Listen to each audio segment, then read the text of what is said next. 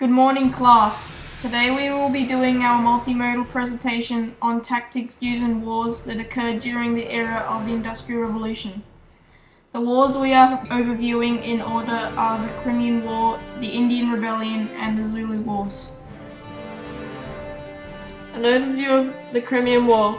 The Crimean War was a conflict between the Russian Empire and an alliance between the French, British, and Ottoman Empire. This was a long-running contest to gain more territory. The war took most of its action on the Crimean Peninsula. This war lasted from October of 1853 to February of 1856. As you can see on our poster, cannons were frequently used in this war with its purpose to take out large numbers of troops and to provide explosive covering fire. The Crimean War mainly consisted of head-to-head battles and for the British, mass cavalry raids which usually ended in failure as the Russians' weapons were too powerful and the guns reloaded too fast. The Russians generally used the same defenses as the British. The picture to your right is an example of what the war may have looked like. We will give you a better view of it now.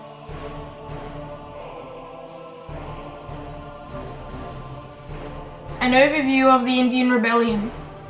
The Indian Rebellion was a revolt against the British in which they rebelled against them. They did this as the British had come into their country and made them work for next to no pay. This made the Indians angry and is why the whole rebellion had unfolded. The Indian tactics were as such. They would have a mass cavalry charge in the front and many foot soldiers following. This tactic may seem ineffective, but due to their numbers, they made it possible to overthrow the British and is why they won their rebellion.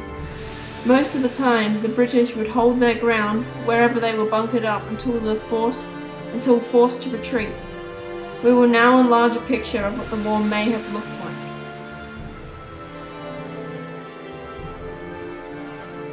The Zulu War took place in Africa in the year of 1879. This conflict was between the British Empire and the Zulu Kingdom. Two great tactics were used by both the British and the Zulus. The Victorian Army's tactic was one of the great efficiency. They lined up in 3 rows of 8, with the first row firing at the enemy. The second row was ready to fire and the third row was reloading. They switched out between rows as they fired and reloaded. This tactic was used to create a higher percentage of shots fired to hopefully increase enemy deaths. The Zulus' tactic is as follows. They divided their men into 4 groups. The largest and main group consisted of the older or experienced warriors. The left and right groups were the horns. They were called this as they were used to surround the enemy and flank them. This group had less experienced men in it. The group in the back was called the Line Reserve, which contained the younger, less experienced soldiers that were pretty much backups. This tactic is called the bull horns as it slightly resembles a bull's head and face.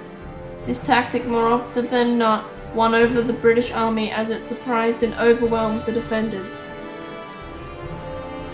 During the Industrial Revolution, tactics came and went.